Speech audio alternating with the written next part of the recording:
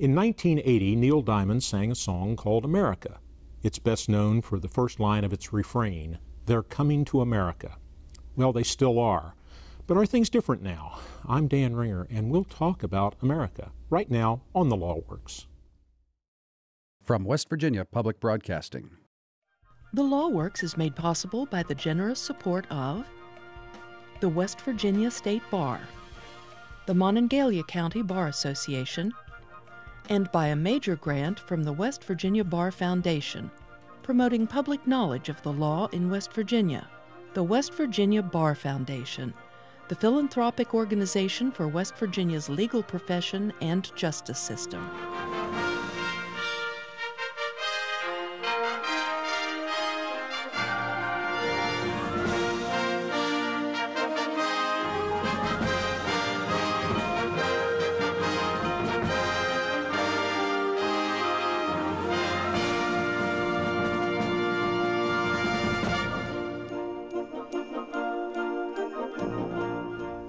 In New York Harbor, there's a statue. At its base is a bronze plaque, which reads, in part, "Give me your tired, your poor, your huddled masses yearning to breathe free, the wretched refuse of your teeming shore.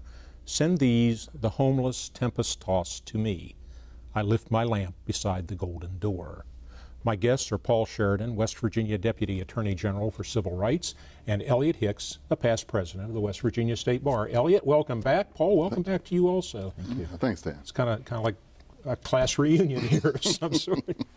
Well, is the United States still a welcoming place, seeking the wretched refuse of the teeming shores? I think we've raised our admission standards, evidently. We aren't necessarily looking for the wretched refuse. Much like a number of other organizations, we recreate ourselves in a better image. And so we don't have the people who are as hungry as they used to be, necessarily. We don't welcome them the way we used to, perhaps.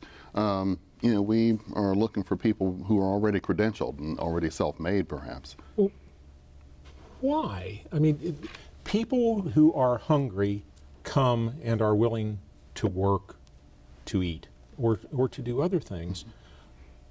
I thought that's who we were. In America, everybody has opportunity. Well, not only that, but people who come hungry, figuratively, come full of ideas, and they want to grow those ideas. They want to find a place where they can do that, and the United States has always been a welcoming place where they've been able to do that kind of thing. So, these are the people that we have welcomed that have made us great, and these are the people that we probably should still welcome, but we have a romanticized notion, perhaps, of where we used to be and what we used to be, and so we don't necessarily welcome that same way, it seems. You say you think that's who we are, who we were. I mean, I think in some ways we've from our origins we've been a little bit bipolar. I think we've sort of we wrote into our Declaration of Independence, into our founding document, this self-evident proposition of equality, and I think we've spent our entire history kind of trying to live up to that and never quite living up to it, and I sort of see American history as kind of a tension between, whether we live up to that ideal or we don't. And you can be very cynical about our history, or you can be very sort of optimistic about it, and I think they're both true. Well, in many parts of our history, though, we've actually seemed to design to refute the suggestion that all men, whatever that means, are created equal. I mean, certainly men and women weren't equal for the first couple of hundred years. And now, well, it seems like almost, Elliot, with all due respect, I'm equal, but I'm not so sure about you. Paul, you and I may be equal, but I'm first among equals. We've always drawn lines, and we've always drawn lines every place, at the same time espousing that all men, whatever that means, are created equal. But it's a goal, and it's a goal that we try to do better with all the time. I mean, we continue to try to grow ourselves to try to meet that goal. The brilliance of the Constitution is not that, and our Declaration of Independence and those documents that we revere so, is not that we were living that at the time we did it, but that they were such noble goals to move toward. And you know, while Thurgood Marshall got into a lot of trouble in some of his later years by saying that it was a flawed document from the very beginning, I think during the bicentennial celebrations he said that. He got in trouble for saying there was a flawed document from the beginning. Well, the document was pretty good. The fact that it came out of a place that had such great inequality written into the lesser laws of the country, that was the part that was flawed. Thurgood Marshall was a great civil rights attorney, accomplished in the private practice of law huge things, and then became, I believe, the first African-American member of the United States Supreme Court, and from there he did equally, if not greater things as a member of the Supreme Court. And he would challenge the perfection of these documents. He challenged the perfection of the document, but as I say, it's not necessarily, the document was pretty good. So he didn't necessarily challenge, when he said that, he wasn't necessarily challenging the document, but the conditions out of which the document arose. Well, I wonder if there was a meeting of the signers of the Declaration of Independence or of the Constitutional Convention, and they ushered somebody like me in. I wondered if anybody would even talk to me, because I'm just a guy. Did not have any inherent wealth, came from no position of power or authority. I was just a guy, and they weren't. These, they were white men, and some of them were slaveholders. I mean, you know, so the circumstances clearly was they were not living up to the ideals that they were proclaiming. But I think that's part of the wonder of it, is that the ideals really were much deeper than the people that wrote them. And I think that's been part of the challenge that they sort of laid out for our country to be guided by. And I think in many ways we've risen to that, but it continues, I think, to be a struggle. well, and it does, because as we're talking, there are great disputes afoot.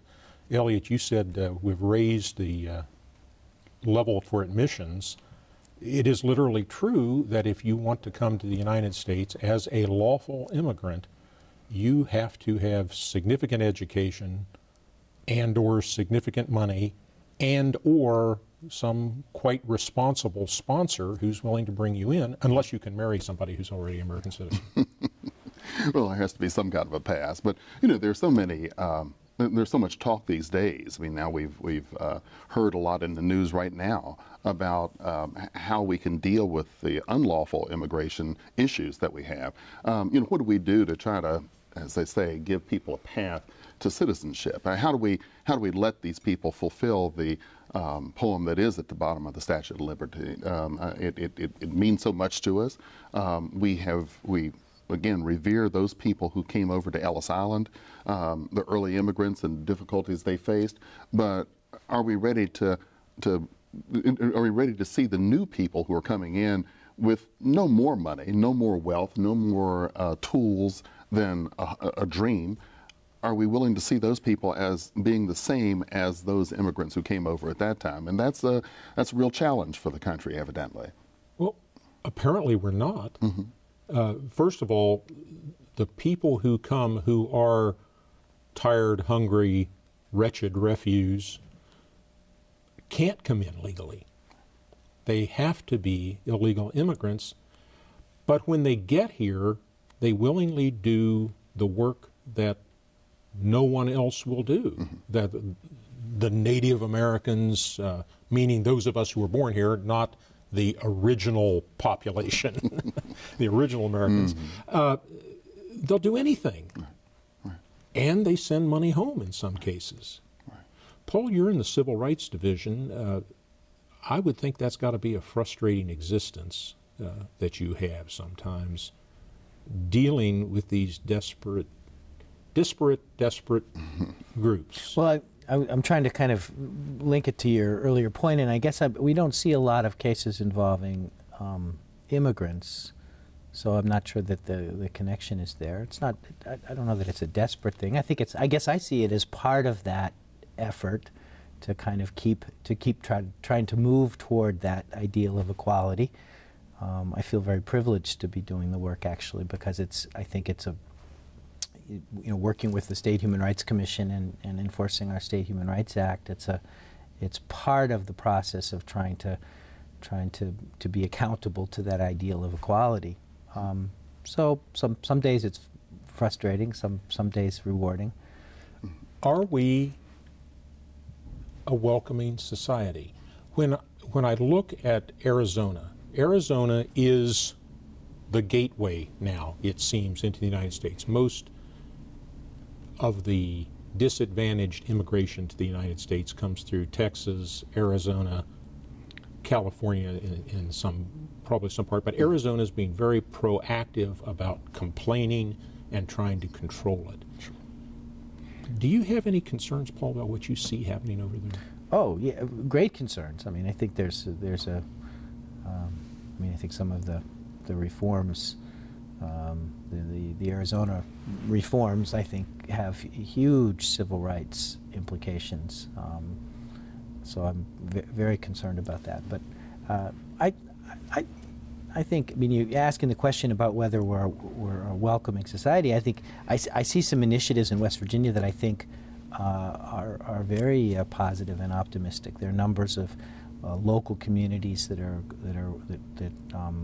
endeavor to be very consciously inclusive communities. How so? Well, the National League of Cities had a program. Jim Hunt, who's a city councilman from Clarksburg, was the head of the National League of Cities and started an initiative asking municipalities to consciously declare themselves to be welcoming and inclusive communities, to be not only places that were open to people moving in, to immigrants, but to their own populations. They were embracing the idea that there would be a diversity. And a lot of municipalities around the country have joined in that effort. And there have been other initiatives. Create West Virginia is a development initiative that's very conscious about the fact that if we're going to be economically viable, we have to embrace, you know, all of the people that are willing to be part of our communities. We can't exclude folks. We can't have you know, we can't be discriminating, and I think those are exciting initiatives. I've been very pleased to see what Create West Virginia and our Chamber of Commerce has done with regard to welcoming diversity. I think we're doing some great things there. That's not necessarily where I saw those groups going before, and so it's really pleasing to see that they have done this. I mean, here we are. There's no shortage of irony for us in West Virginia to talk about immigration in here we are in one of the most homogeneous states in the country. You know, I always said that when I looked at the school I went to when I was a kid, you know, you're either black or you're white, and that was it, and not a whole lot of black folks either. You know, now I look at the picture of my daughter's classroom, and I look at the performance that they had last night at their school, and you know, you see real diversity there, something that simply did not exist when I was growing up. But you know, one of the things that people in Arizona say is that those of us who are here in places like this, in the East, in more northern areas of the country, can't really understand what they're going through, that we can't understand why they've taken such a strident position about immigration. Isn't it interesting? I think it's interesting. When we talk about diversity, it's the observer that decides what's diverse. Absolutely. You see, you just described diversity through your eyes at least one point in time as being black and white. Paul referenced Clarksburg. Clarksburg is an extremely diverse community if you look at it not in terms of black and white, but in terms of ethnicity and national origin. Clarksburg was maybe still is, but has been a major industrial city. And they had people from all parts of particularly Europe coming in during major migrations to fuel the coal mines, the glass plants, and whatever else was going on there. So you have in Clarksburg tremendously diverse population based on ethnicity. In other places, maybe based on race. If you're in towns like Morgantown, Charleston, Huntington, great cultural, ethnic, racial diversity.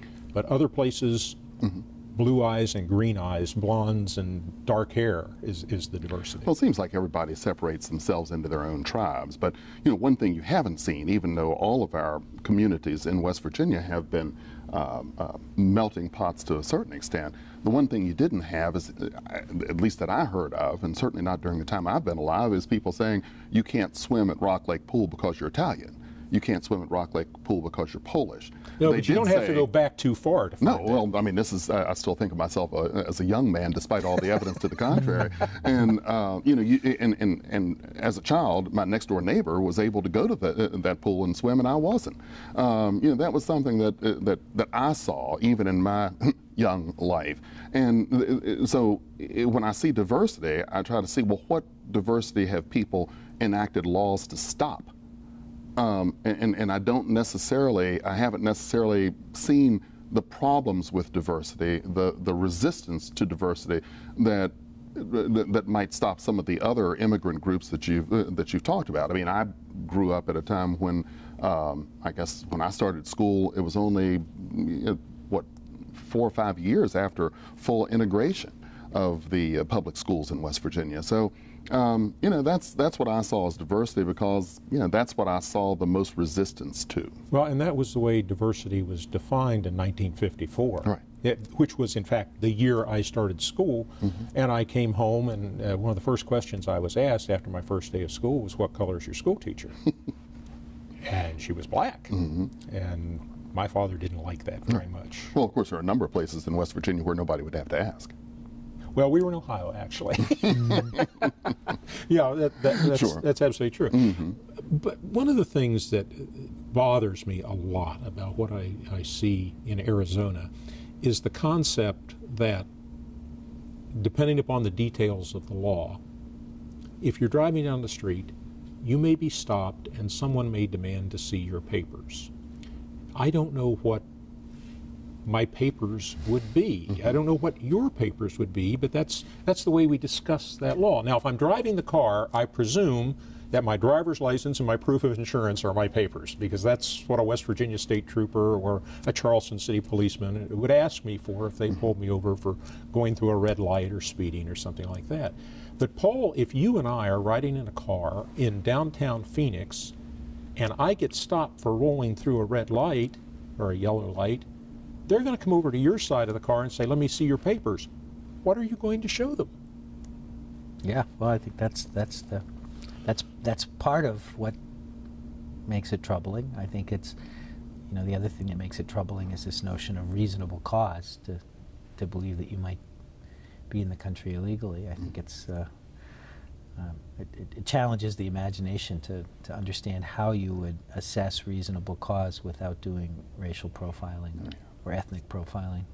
Well, what they say is if you have it penalizes the officer if the officer, you know, encounters you and has a reasonable suspicion, is the language they use, a reasonable suspicion that you might be violating the immigration laws. Well, you know, as Paul says, I mean, what is a reasonable suspicion, and how can you possibly do that in a non-profiling way?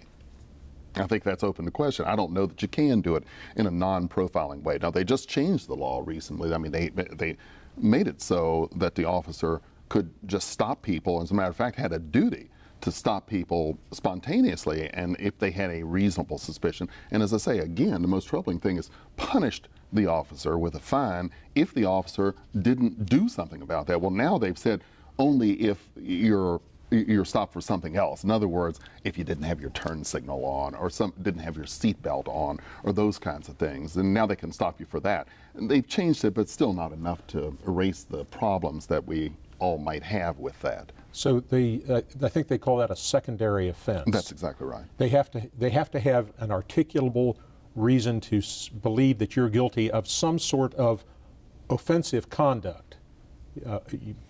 Murderer, bank robber, speeder. Yeah, or lack of a brake light. Lack of a brake light. But it goes back to what I asked Paul. I mean, I decide to marry a young woman whose name is Maria Lopez. I'm said here on the show several times, probably quite enough for 2 or 3 people. I look like the classic American, right? I'm that European that came over here and all that stuff. But my wife, Maria Lopez, looks like she's from someplace south of the border, and perhaps is. But we're in Phoenix. I get stopped for going through a traffic light. The cop comes over, asks me for my papers. I give him my driver's license, and he looks at her and he says, "And who are you?" And maybe she speaks English, maybe she doesn't, maybe she has a Spanish accent, and she says, "Me llamo Maria Lopez." You're speaking Spanish. Badly in my case, but you're speaking Spanish. Sure. And he turns to her and says, "Let me see your papers." She doesn't drive. She maybe has a picture of our children in her wallet. Right. And that card that you fill out in ballpoint pen to make sure that if somebody finds your wallet, they know who you are. She has no papers. What's Phoenix Police Officer Smith going to do? Supposed to investigate further according to the law. Who do they investigate further? I mean, what we want, what we're striving for is the freedom to move freely. I hate to use the same word twice in a sentence. To move freely in society. If we want to go out for a walk, we get to go out for a walk. That is one of our most prized freedoms. Well, it certainly is. I mean, we've had a court case that said that you can't just stop somebody and ask them for ID just because they're walking on the street. Now the Arizona law changes all of that, at least for Arizona. What they say is they're simply putting into state code the things that were already in effect in the federal law. And they say the federal government's not doing enough to try to help them stem the tide of immigration, of illegal immigration. As I say, I don't know that I can speak on that from here, but certainly the law, the way they've done it, is a troubling way to address it. And when you talk to people from Arizona, they are afraid of what's happening over there. Right, right. And they have, there's overwhelming support for a law that outside of Arizona has resulted in very little but vilification. Well, is it going to spread to West Virginia? Is it like the killer bees that we were afraid we were going to be plagued with a couple of decades ago? Yeah. We still don't see immigration in the numbers that would cause that to be an issue that comes before West Virginians. But you never know. I mean, when does that time come that people start seeing it as an issue, as a problem that needs to be dealt with? I don't know. What do you see in the Civil Rights Division? What is the wrongful behavior that you deal with? We discrimination mostly in employment, some in housing. On what basis? Race, gender, disability, probably the most common. Why are people discriminating against each other for those reasons? Well, that's a complicated question. I'm not sure I have the answer to the why. I mean, it's speculation. I think in most cases it's subconscious. I think people don't sort of go out of their way to make life harder on particular people, but I think it's I think we all carry around prejudice and stereotypes, and I think if people aren't kind of careful at that, again going back to the struggle to sort of live up to the American ideals of equality, I think there's work in that, and I think that we all kind of inherit certain prejudice and stereotypes from our environment and our upbringing and our culture, and if we don't work to kind of counter those, they come to the fore sometimes in the decisions that people make, and that disadvantages certain groups in certain settings. Maybe that calls for a new kind of affirmative action. We've talked about affirmative action in the past, but maybe we need to analyze, when I look at you and say I don't like you, not that I would, but if I did, the question I should ask myself is why? Well, we've addressed about as many things as we can in the law by using the law. Now it's a matter of changing hearts and perceptions, and that's the hard part.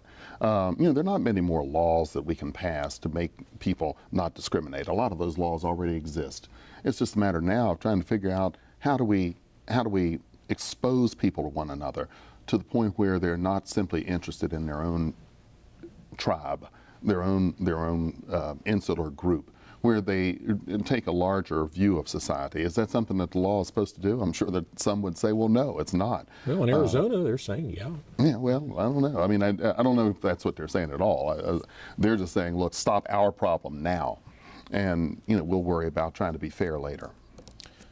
Paul Sheridan, Elliot Hicks, thank you, gentlemen, for being with us.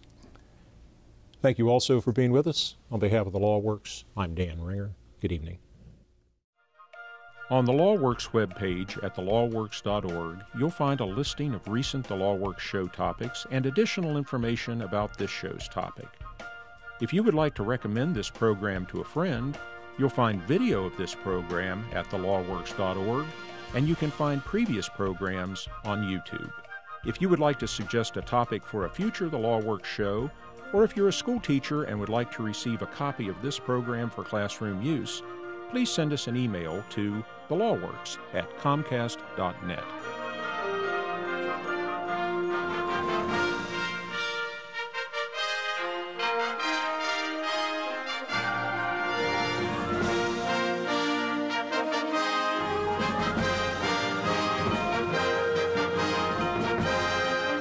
The Law Works is produced in cooperation with the West Virginia State Bar, the Mountain State Bar, and the West Virginia University College of Law. The Law Works is made possible by the generous support of the West Virginia State Bar, the Monongalia County Bar Association, and by a major grant from the West Virginia Bar Foundation, promoting public knowledge of the law in West Virginia. The West Virginia Bar Foundation, the philanthropic organization for West Virginia's legal profession and justice system. From West Virginia Public Broadcasting.